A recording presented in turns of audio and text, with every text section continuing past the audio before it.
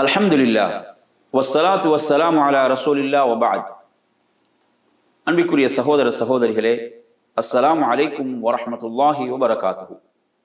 பொருள் உணர்ந்து ஒரு சிறிய நபிமொழியை மனனமிடுவோம். 37வது ஹதீஸ்.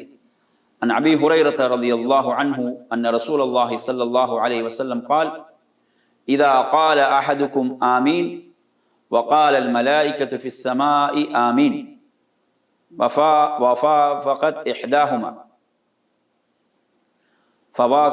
إحداهما الأخرى غفر له ما تقدم من ذنبه.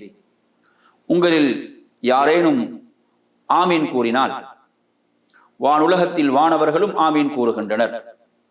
இவ்வாறு வானவர்கள் கூறும் ஆமீனுடன் எவருடைய ஆமீன் ஒத்து வருகிறதோ அவரின் முன் செய்த பாவங்கள் மன்னிக்கப்படுகின்றன என அல்லாஹ்வின் தூதர் ஸல்லல்லாஹு அலைஹி வஸல்லம் அவர்கள் கூறினார்கள்.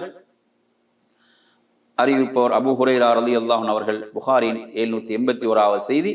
இங்கு ஆமீன் என்பது தொழுகையில் இமாம் ஆமீன் சொல்கிறார், சூரத்துல் ஃபாத்திஹாவை ஓதிவிட்டு அந்த ஆமீனோடு மலக்குகளுடைய ஆமீன் நேர்படும் போது அவருடைய பாவங்கள் மன்னிக்கப்படும் என்பது இந்த ஹதீஸினுடைய விளக்கமாகும்.